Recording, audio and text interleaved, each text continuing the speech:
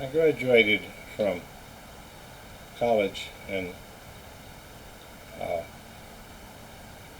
May of 1958, and uh, I had my commission as a second lieutenant in the Air Force with a degree in industrial engineering and management.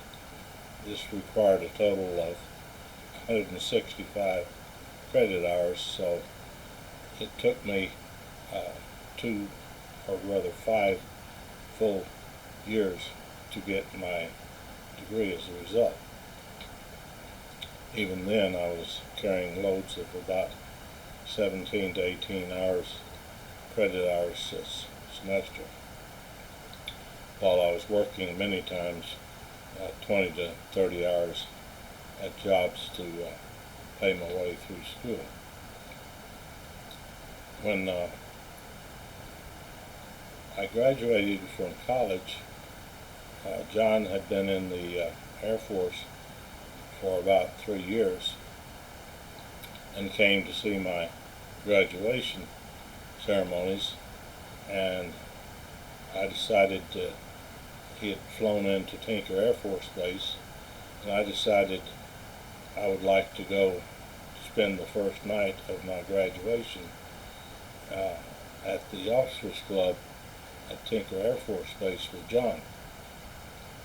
So as we were driving down to Tinker Air Force Base for the evening, John said, "Now Max," he says, "memorize your Air Force officer number. I don't want us to get up to the check-in for our room and you not know your number." So I still remember, of course, my number, as everybody does their own number, AO 3093202, and I successfully remembered it at the check-in desk and didn't embarrass my brother. I spent the summer working on the farm that summer because I wasn't scheduled to enter the Air Force until August the 20th of '58. That's because we checked in about a week or so before our classes were to start at Texas A&M. So I plowed land and participated in the wheat harvest for Dad that summer. And I'd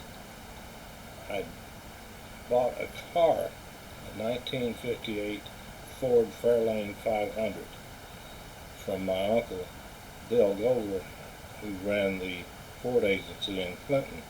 So as soon as I was scheduled to graduate and knew I would have an income, I bought a new car. And it was a beautiful black and white car, and I just loved it. I kept that until I got married to Brenda, and I sold it to Don Perry, Brenda's brother-in-law, and we just used her car, which was a Valiant, 1962 Valiant. So I checked into the Air Force at Bryan Air Force Base. No, that's not right. Waco, Texas, at Air Force Base there. And after I was processed in, I went to Bryan, Texas, where I rented a room with 2 other second lieutenants. The car payments were $100 a month, and my salary was $222 a month. I did get a stipend for room and board, which amounted to about another $80. So about a third of my pay was going to pay for the Ford, not including the insurance and upkeep. We lived in Bryan, Texas, which is adjacent we rented a house there, which is adjacent to College Station, which at that time was for men only. It was a military type college. Back then it was called a college, and it wasn't near as big as what it is today.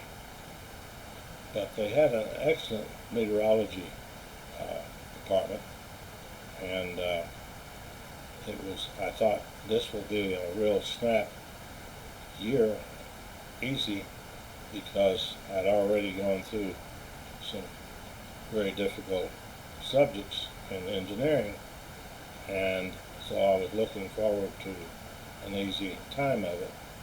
But I was rudely shocked that they took us into graduate level atmospheric physics and courses of that nature. So anyway, it took a full year, 2 semesters in the summer, to get the meteorology certificate and qualify you for going to a station to be a weather forecaster. Unfortunately, they taught the courses like you were going to continue on getting a graduate degree in meteorology rather than giving you a lot of good practical courses and basic knowledge of the things that you need to consider to forecast the weather. So, when I was assigned to forecast weather at Fort Sill, Oklahoma, starting in September or August of 1959, and I was a second lieutenant still, because you had to serve for 18 months before they would promote you to first lieutenant. And so there were 2 other weather forecasters at the station that were actually below me in rank, even though both of them were very senior in tenure and knowledge about weather forecasting. One was a Sergeant Schuff, and another one was a Chief Warrant Officer 4, who taught me all of the basics of weather forecasting. And for a month or so, they had to review any forecast I made and make any corrections necessary before they could be issued. That included pilot briefings as well as forecasts put out for the board. And so they did a very good job of teaching me the basics of weather forecasting.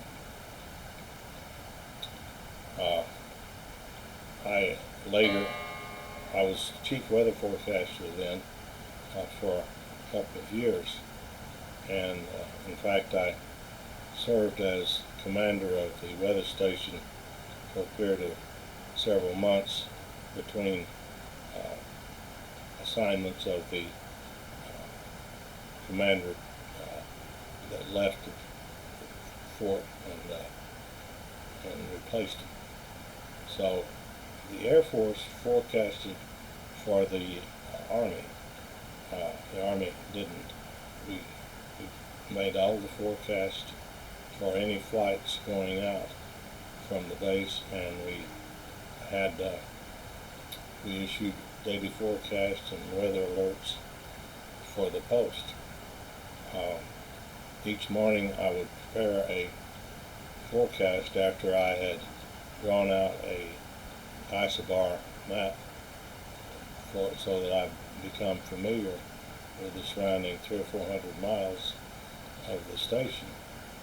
And after I became familiar with that and reviewing all of the maps that were sent in on our facsimile machines, uh, then I would make out a forecast.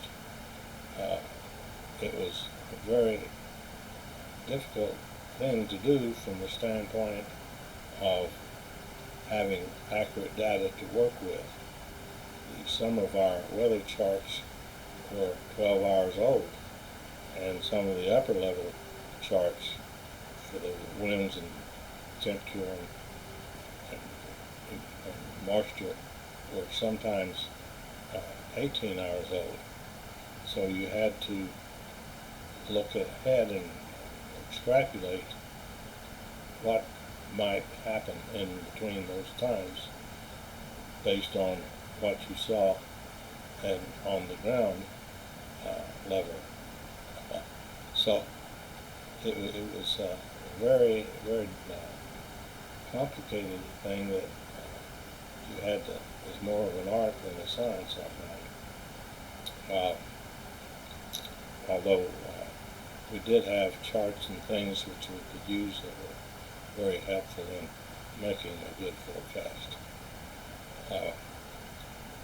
The only radar we had was ones that had been taken from obsolete bombers from the World War II era, and they weren't reliable. In fact, we had one technician that spent full time working on the radar to keep it running, and then many times we were without its use because it of course had vacuum tubes and other components that frequently went out. We also had a technician that worked never full time keeping the teletype working, where we got printouts of what the weather was from various weather stations throughout the United States. So each morning I would make out a forecast, and then the sergeant would take it and deliver it throughout the fort for people to act on. In that forecast, we had to make forecast of the heat index and things of that nature because the Army depended on that for making decisions about the field work that they had to do. I remember getting a call from the General's Chief of Staff, and he said, Lieutenant, the General is going to have a garden party outside the Officers Club this evening, and we need to know if it's going to rain or not. And I said, yes sir, I expect there's a pretty good chance that there'll be some rain showers this evening. And he said, you don't understand, Lieutenant. The General needs to know 15 minutes in advance of any rain coming so he can get his guests inside the Officers Club before it rains. So I spent the evening watching the radar so that I could warn them if any rain clouds were going to go over the Officers Club. And one time when I was making out my forecast sheet, I always put the date, my name and the date on it, and I remembered at the time, hey, this is my birthday, so I typed in there by the date my birthday, and that went out throughout the post. Well, I started getting phone calls, and the airman said, Lieutenant, you get another birthday wish? I was having a good time accepting birthday wishes from people calling in until the Chief of Staff called and said, Lieutenant, I understand from your weather forecast this is your birthday. And I said, yes sir, it certainly is. And he says, Lieutenant, I'm going to do you a big favor. I said, how's that, sir? he said, I have thrown your forecast in the trash so the general will not see it. He takes a very dim view of you putting anything unofficial on official correspondence. I said, well, thank you, sir. I mumbled in my own mind, asshole. Anyway, that was, it was a very interesting experience forecasting the weather. I made friends with a lot of the pilots because I put out the forecast for them, and I would fly with them, and they would let me fly the planes, and I flew in helicopters and fixed wings. And I took trips with them down to El Paso to go over into Mexico and get some cheap booze. We called it our booze run when we went to the fort there at El Paso. So we just had a good time from the standpoint of going to the officers club and going to dances. I dated a number of different ladies there around the fort, and just overall had a very enjoyable time. And so when the Air Force wanted me to stay in, but in the service after I had my 3-year obligation in, that was the length of time that I had to serve, is a total of 3 years in the Air Force. So that I decided that since I was still single, that now would be the best time to get a master's degree in engineering, because I felt like that would really improve my employment and career prospects. So I declined staying in and was discharged from the Air Force in August of 1961. And then I went home and stayed with my folks in Altus for a period of a month or so until school started in September. And I worked in construction for that month to help get some money to supplement my leave money that I'd saved up, and what little savings I could. I knew I couldn't go for a master's degree and get the required high grades if I had to work. So I used that money for most of my expenses for the graduate school, and then I did borrow some money that I paid back over a period of 4 or 5 years after I graduated. So I will take up from here on the next episode, where I go into my graduate level years and after that. Bye-bye.